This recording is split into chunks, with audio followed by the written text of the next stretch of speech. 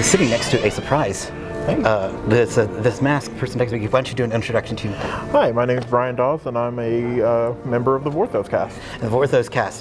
Tell us a little bit about what. Well, we are a podcast that does weekly episodes.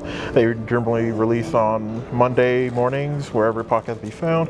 When we do discussion on the Magic story as we know it. We do recaps. We do reviews of the most recent stories, and we also do a little bit of analysis based on that, and break down the characters and the paths that lead them to where they are in the current Magic story. Now, how did you get involved? Is the Vorthos Cast? How did you originally get involved? How long have you been involved with them? What was your entrance into that? Oh wow, that's a good question. I do not keep track of that. I'd say I've been on the podcast for 4 years. I think that sounds right.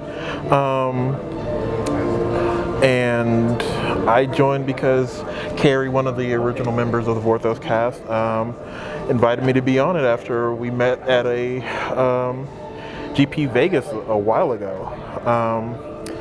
So yeah, because I'd been a fan of the podcast before I joined it, and then we met, hooked up, and we talked about it, and I eventually joined as a member. You guys were speaking a lot about the villains yesterday. Yeah. The villain speculation.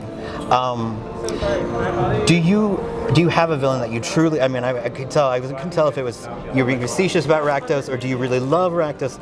But I know maybe some of it's for fun. But do you have a villain that you think is really misunderstood? Maybe misunderstood, or that you have a soft spot for? I truly do feel like Rakdos gets a bad shake on things. A lot of his activity in the Magic story is him being mind controlled by his underlings, which is kind of hilarious to me. And he sort of is kind of just like they worship him, but he's not involved with it. They just do all these sacrifices. He didn't necessarily ask for it, right? Does he? Well, realistically, a lot of his guild is responsible for a lot of the entertainment on Ravnica, so a lot of these things aren't necessarily they're done in his name, but he doesn't endorse them. He's entertained by them, no doubt, but it's not something that he desires. He demands, right? He's just entertained and people do it for him, and he goes along with it, right? I wonder what the repercussions will be for Judith. I feel like she's going to get a lot of trouble when he wakes up, though. Yeah, that's a possibility, and I'm looking forward to seeing what happens with that, because she kind of got out of that situation at the end of Karlov Manor. Yeah, he's pissed. Yeah, he's pissed. I would be too if somebody would, had tried to frame me for a murder I didn't commit and gave me sleepy time tea. Yes, yeah. So definitely, I'm very interested to see where they go with that storyline. And one final question, and this may be, and if it's not cool for you to answer, I understand. But I was curious. The Olivia Voldaren, I know that there were leaks. I don't know if they're official. Is there going to be an appearance of Olivia Voldaren, or is that something you're not allowed to talk about? Oh, I think they've announced something like that, right? I think. Yeah. She was announced to be one of the commanders. I was curious then why nothing about Olivia? I mean she's a maniac. Yesterday. Well, I think. I feel like she could have offed Edgar. Yeah, I think there was some of that. I think also there were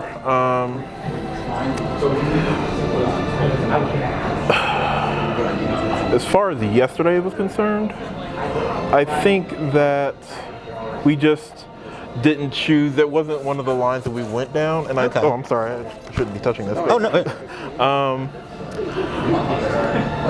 We had already you had scripted it. Yeah, we had chosen some people that we wanted to use, and I think that some of the people Jay and Ellie is related to consults with wizards. He did not initially choose a lot of our stuff, our characters, but a lot of the people that we had chosen were already pretty close to being announced too. Right. So I think he did not introduce, or he didn't posit that was a character, but he wasn't I think.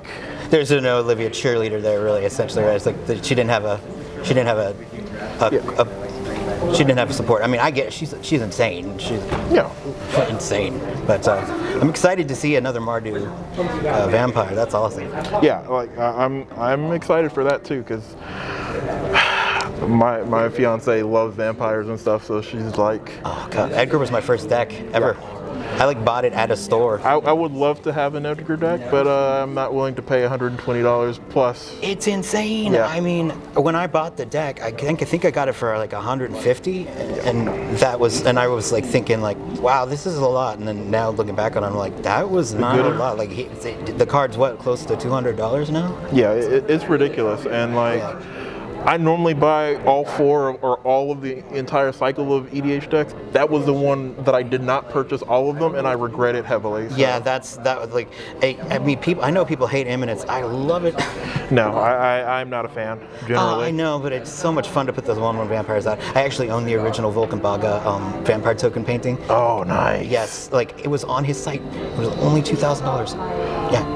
That's amazing. I literally bought it directly from Volkenbaga. It's so, I mean, I was like, I can't believe nobody. That's definitely something I would love to have in my dining room. Did you have that after? Did we interview after you had the painting? I interviewed we got it and then I interviewed him. But I do a channel and I interview a lot of magic artists but the best part was taking it to. I had to go to Hobby Lobby because that's all we have where I am. You know, so but so I take it there and the girl goes, "Wow, that is a really cool print." She's like, "Oh, we usually get in here is just like old ladies with flowers." And I live in Naples, and she's like, "Wait a minute."